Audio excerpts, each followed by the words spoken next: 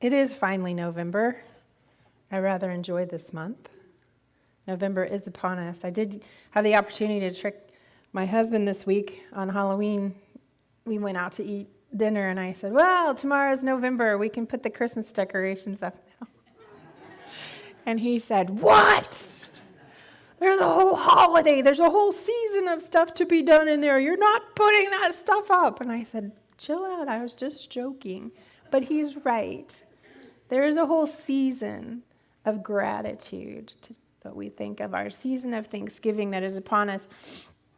And it is it's an important part of our lives, but we often rush right through it to get on to the next thing. We're done with this thing, and let's move right on to the next big thing. And sometimes Thanksgiving gets lost in that, and I've always kind of felt that was a little unfair to a very important holiday, very important part of living. So I have a question for you as we enter into this season of gratitude, which we'll study for the next 4 weeks together.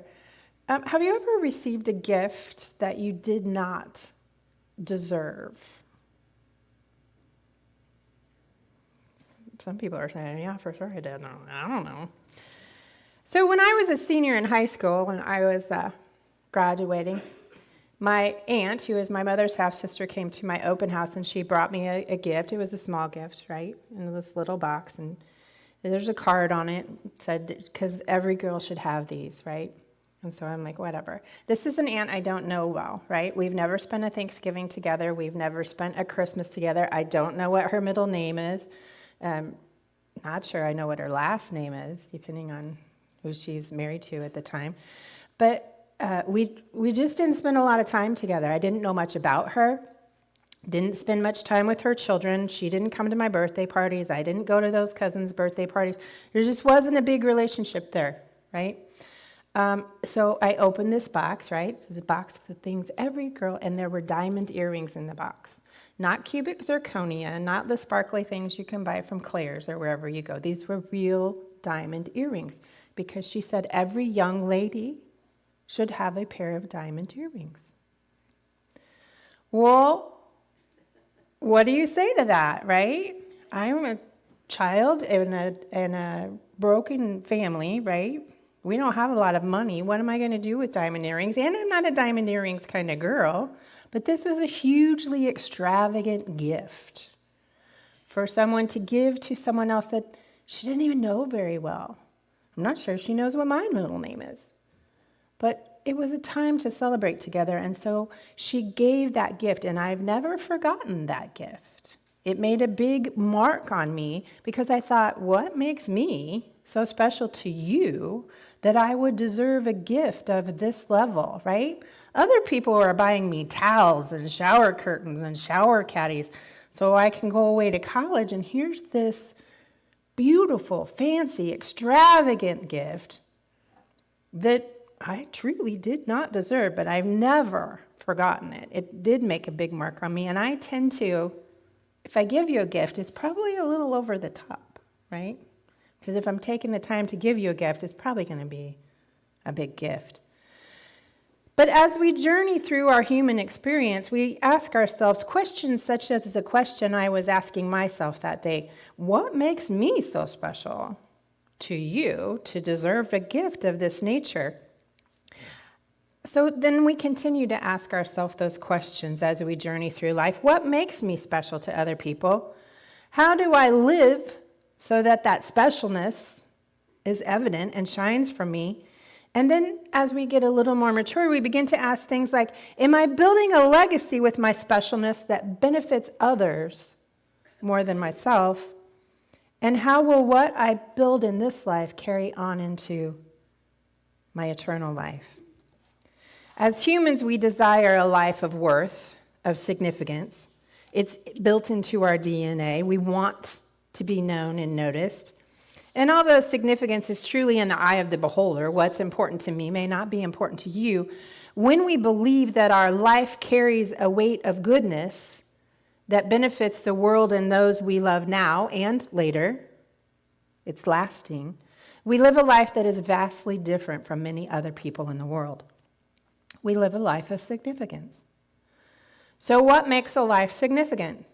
We know that we work, we play, we accumulate things, we have a tribe of people, we have our home, and we make investments.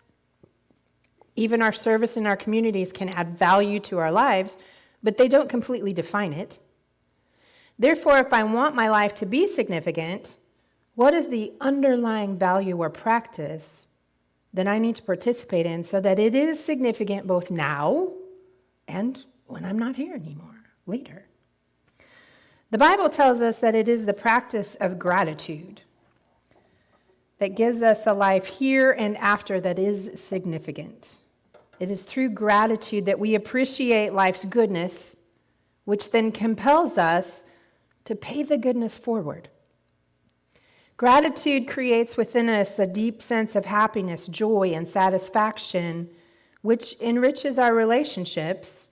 It nurtures the formation of new friendships, and it underlies the way we live in community with other people. So what is gratitude? Well, Webster defines gratitude as the quality of being thankful, a readiness to show appreciation for and to return kindness. Spiritually, though, gratitude is also the practice of actively remembering and expressing the grace, benefits we don't deserve, and the goodness that God has bestowed into our lives. We, as followers of Jesus, have an innate desire to show gratitude for the goodness and grace that He has given us. Now, we witness one of these first acts of gratitude very early on in the Bible through the life of Noah. I am reading from Genesis 8, beginning with verse 15. Then God said to Noah, "Come out of the ark, you and your wife and your sons and their wives, and bring out every kind of living creature that is with you, the birds, the animals, all the creatures that move along the ground, so they can multiply on the earth and be fruitful and increase in number on it." So Noah came out together with his sons and his wife and his sons' wives, all the animals and all the creatures that move along the ground and all the birds, everything that moves on land. They came out of the ark, one kind after another. And then Noah built an altar to the Lord, and taking some of all the clean animals and clean birds, he sacrificed burnt offerings on it. So, after being on the ark for approximately a full year, Noah walks off the boat and then builds an altar to the Lord. Noah's first recorded act after leaving the ark is an act of gratitude. Now let's consider the many things that Noah could have done upon leaving the ark by taking a moment to imagine ourselves in his situation. He could have got off the ark and looked for something different to eat besides what he had taken with him for a full year. He could have just, I need to walk on dry land, right? He could have said, I need to walk to get away from you, 7 other people who I have been with for a year. I just need some alone time, right? He could have gone somewhere and showered. He's on a boat with every animal known to heaven and earth for a full year. It was probably a stinky, awful mess. He probably should have said, I need a bath. But what Noah chose as he left the ark was worship and gratefulness. Now, when reading this scripture, this act of worship is easy to read over, to pass over quickly as we do, going on to the next great thing to happen. It appears to be a simple thing that he does. But when we look into it a little bit more, we see that this is an extraordinary gift of thankfulness from Noah. It's extravagant because it's never been done before. Noah makes a conscious decision that the very first thing he will do is say thank you to God. And God didn't tell him to do it.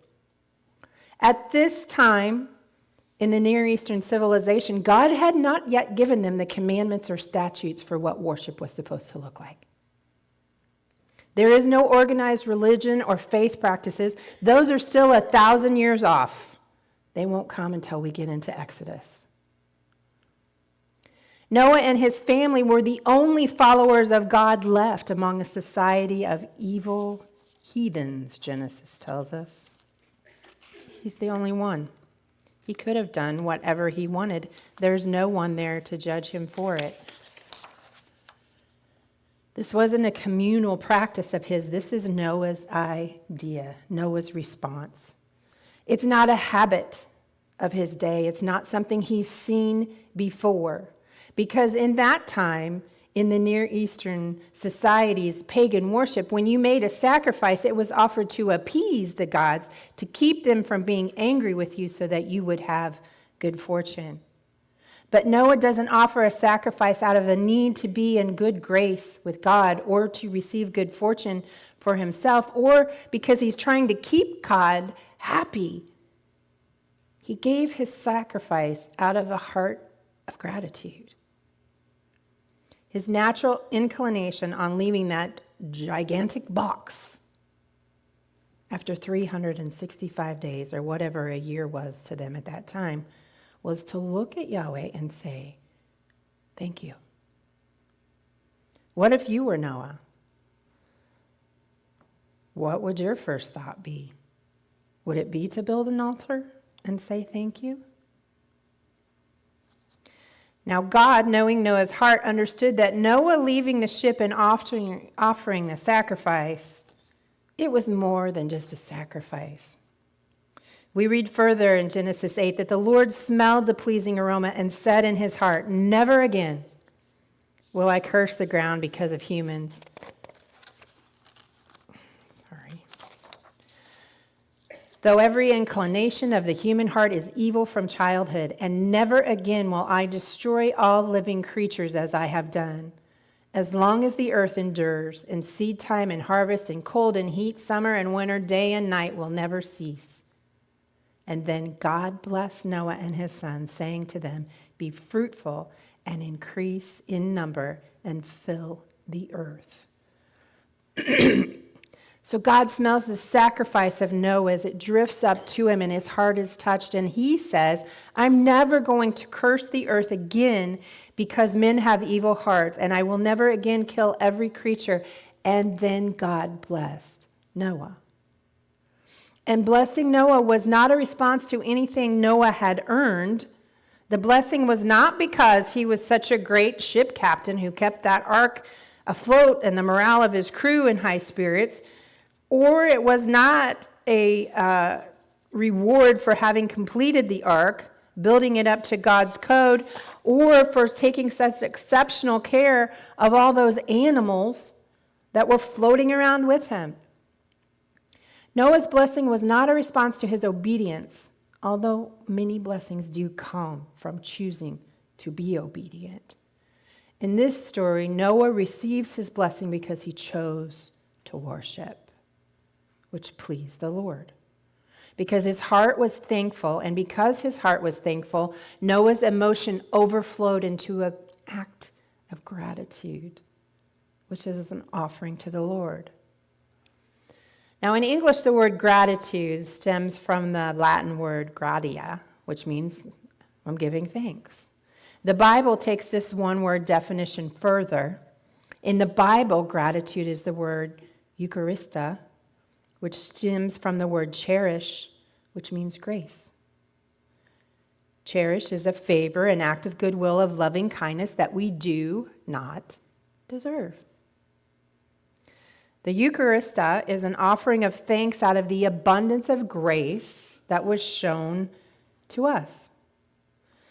It is to give thanks to God with pleasure and delight because we have received delight and pleasure from him through his grace. It's not a horizontal practice. He gives it, then I give it, then I do it. It's reciprocal. It goes in a cycle of giving and receiving all at the same time. The Bible tells us in Psalm 51 that God does not desire our sacrifices for the sake of sacrifice, but that he delights in our expression, our declared praise and adoration, which is an outward expression of what is in our hearts. By choosing to practice gratitude, we choose the grace that God has freely offered to us, and we offer it freely back to him and to others. It's important to recognize that the gratitude we're talking about here is much more than the thoughtless uttering of, oh, thanks. We've all done that frequently and without thinking, because it's what we're called to do. When a server refills our drink or delivers our food, thanks. When our kids pick up their dirty clothes and put them in the basket, oh, thanks. Right? When your spouse brings your car back, I filled your car up with gas, hey, thanks. Right? We say it without thinking, but practicing the Eucharist flows out of a feeling of thankfulness. That gratitude for God's grace is more than just recognizing someone else's actions, but it's a felt response which demands that we express it. You feel so deeply about what God has done for you that you must respond to it. There's a story about a police officer that was going around social media a while ago who he was responding to a man who was threatening to commit suicide by jumping off the top of a tall building. When the officer arrived at the scene, the man was on the ledge, and he uttered as he positioned himself and perched to jump, "No one loves me. No one cares if I die. No one will miss me if I do." And the officer later said that it was if the man's despair was flowing out of him in this act, and it was painfully evident as he repeated the sentiment of not being loved, not being cared for, not being valued over and over.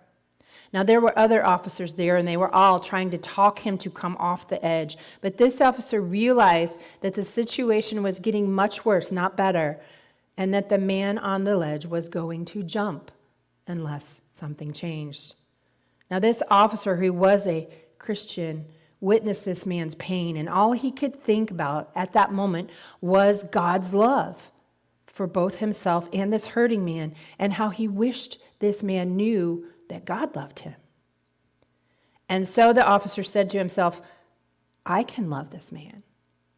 I can care for this man because God loves and cares for me. And so he offered to the man on the ledge this feeling of love that he carried in him because of God's love for him. And as the man continued to vocalize his brokenness, the police officer gently said, "Don't. I love you. You are loved. You're not alone. Someone cares for you. I care for you.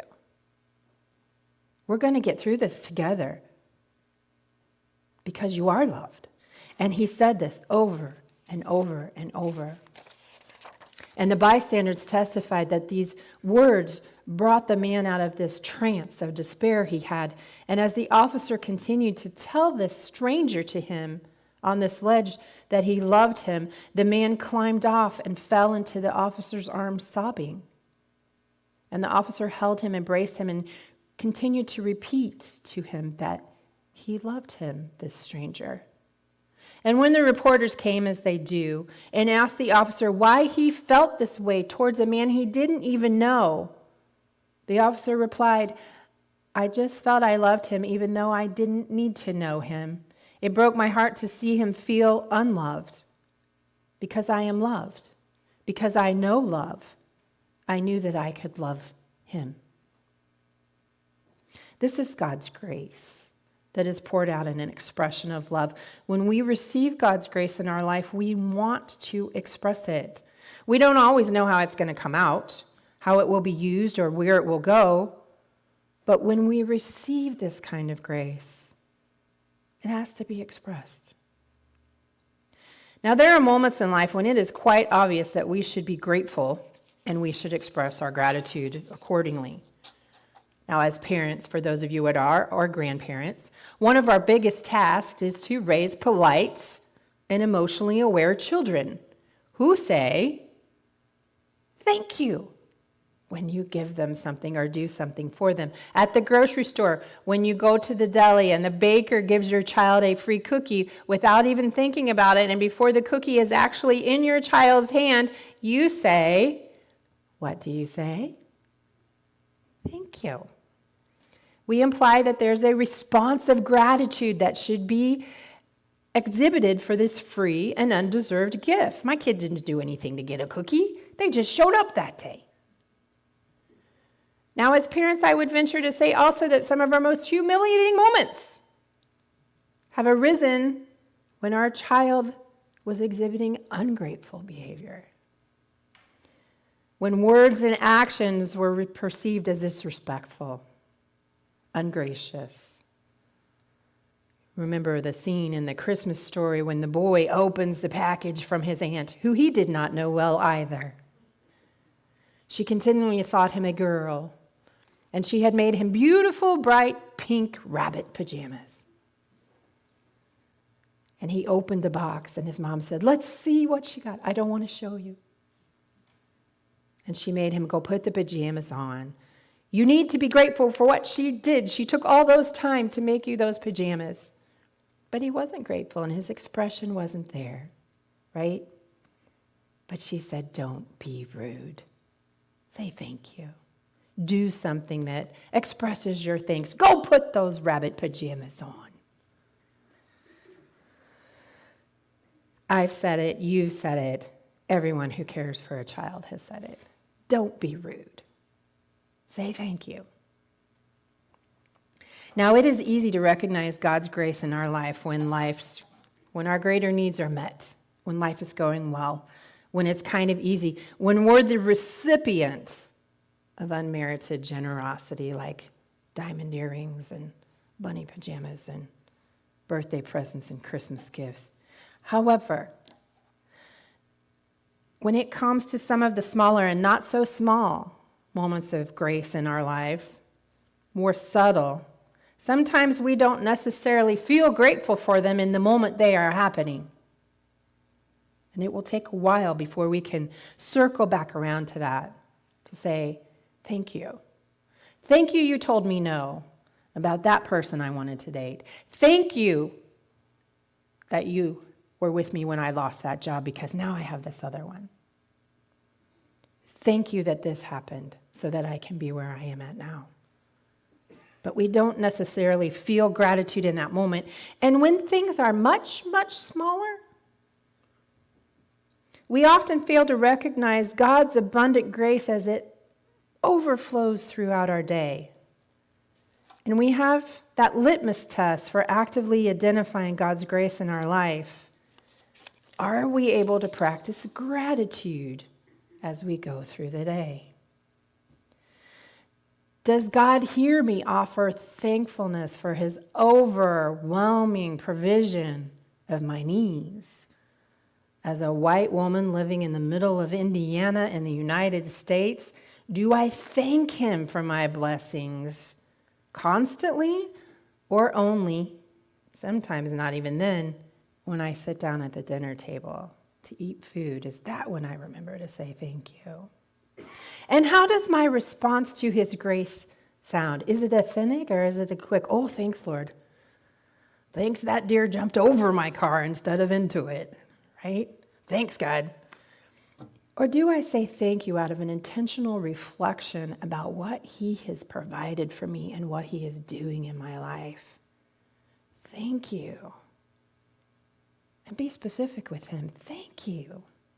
Don't just say the same 4 lines that you always say before you go to bed or when you wake up in the morning, because that's a superstition, and God's not into that. Do I take the time to consider moments of God's goodness and kindness throughout my day? When I get up in the morning, do I say, first thing like David did, thank you, God, for another morning with your new mercies in it? Am I grateful for the home I have, the family I have, the life that you've given me? Because it could be way worse than what it is. My son called me recently, which in and of itself is something to be grateful for. But the phone call was preceded by, do you have time for me to call you? I need to talk. And when your child is 32, that doesn't bode quite with the level of not freaking outness that it does when your child is younger, right? So he called, he's tired, he's aggravated, he's going through something, he's crying, right? all of these things that he's built up in his mind. And I said, hold up, bud. Let's look at this. Let's look at your job. Let's look at your relationship. Let's look at your apartment. What are you grateful for? It was like, well, all of that, Mom, I know that. We'll focus on that. When you get yourself all worked up like this, before you go to bed at night, sit down and think about 3 things during this day that you can be grateful for, right? Wendy's is selling my favorite sandwich again. Check. I had enough money to buy that sandwich. Check. Focus on the things that God is bringing into your life that is going well. And express that. Write it down. My next question for my son in this moment, it wasn't a moment, it was a 45-minute phone call. So he's probably good for the rest of the year is what he's going to tell you. I said to my son, when is the last time that you slept? Because we live in an increasingly fast world, and for our young people, it goes even faster for them than it does for me. Do you know the average human attention span in 2024 now is 8.25 seconds? A goldfish's attention span is 9 seconds. I didn't make that up. And I don't know how you test a goldfish's attention span, but an adult's, so kids' attention span, right? They get up to about 17 minutes. But an adult living in the United States, our attention span is slightly more than 8 seconds. We are always so quick to move on to the next thing because we suffer from the fear of missing out, and we rarely take the time to truly enjoy and appreciate the moment that we are in. If you travel with my husband, you should know ahead of time that you are never going to fly anywhere. You are going to drive. 2 reasons. My husband doesn't like other people, and he likes to drive places, right? And that used to really irritate me because I thought, what a waste of time. We could be on an airplane and we could be there. But here's the thing. I can't tell you a whole lot of what we have done when we've traveled together when we got there, but I have a whole bunch of stories that I'm very grateful for about the adventures on that drive on the way there. You just got to slow down sometimes and be grateful for the moment that you are in. Appreciate it and show gratitude for it. I was doing some studying this week on the history of various hospitals in Lafayette, and we were discussing what used to be Wabash Valley Hospital, right? And Wabash Valley was a sanitarium to start with, which now you think of haunted houses, right? But I was really intrigued by it because the concept in the early part of the century of a sanitarium was you didn't go there to take a bunch of medicine and have doctors poke you and prod you and do all the things to you. You went to a sanitarium to rest. They treated your illness and your concerns with rest. You tuned out the outside world and you dealt with your issues by getting some rest and bringing some clarity. You healed by resting. And I thought, oh, man, where'd that go? And it's not new. It's there in Genesis. It's one of the 10 big ones, people. You work for 6 days and then you rest. It's a Sabbath. God created the Sabbath so not just for him, not for us to just give stuff to him. You are so great. Yes! And you are. But it was also for our well-being because we can't keep going and going and going like we are. And now our attention span is only 6 seconds long. You got to take a moment to be in the moment and rest and reflect on the goodness of the Lord in your life. The Sabbath is important. And I don't care if you do it on Sunday. I don't care if you do it on Tuesday evening, but you've got to take some time to rest and reflect. When we slow down and take the time to recognize, cherish God's grace in our life as believers, then we desire gratefulness, the Eucharista. If God's grace is all around us and in us and working through us, then we desire a willingness to show it and receive gratitude like we're expected to do as God's children. There's a ritual tucked in the middle of the Passover story that will go unnoticed unless you're familiar with Judaism much more than I am. You've probably heard little or nothing to do with it. Now, of course, we know the Passover is the final plague of Egypt, where death comes to take the firstborn male of every human and species there in Egypt. And we'll talk more about the Israelites in a couple of weeks. But before, catch this, before Passover happens, God gave clear and precise instructions to the Israelites regarding what was to happen during Passover and how the Israelites were to leave Egypt and the ritual and practices of the Passover generation that were to happen for the generations in the future.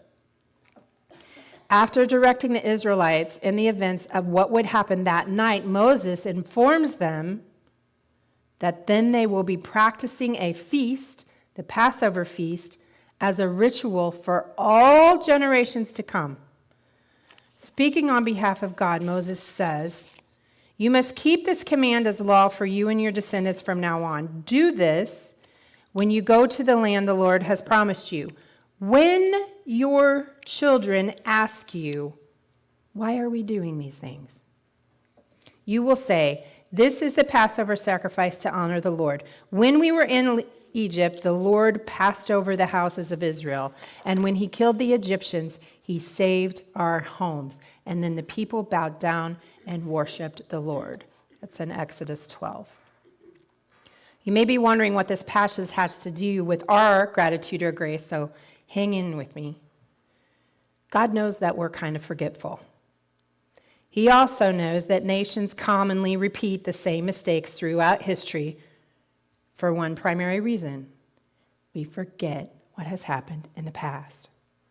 We say, "Oh, that's not going to happen again." And yet it does.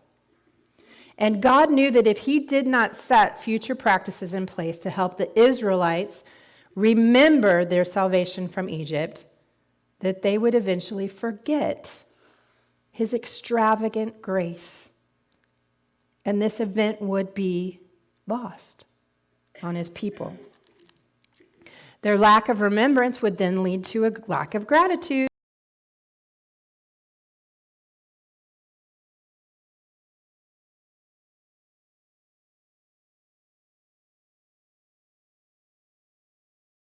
Of significance and not fall back into becoming a nation of slaves again. They had to practice remembering God's grace in their life. The Passover is more than a ritual that they do every year in the spring. It's a practice of gratitude for what God has done. Practicing gratitude, receiving and expressing God's grace is the foundation for a life of significance. It's a fluid virtue, and all the other virtues, love, joy, patience, peace, kindness, goodness, gentleness, thankfulness, and self-control, the fruits of the Spirit, they all piggyback upon intentionally giving and receiving God's grace, practicing gratitude. Cicero, the Roman statesman and orator, said that gratitude was the mother of all the remaining virtues, for without gratitude, you can't have the others.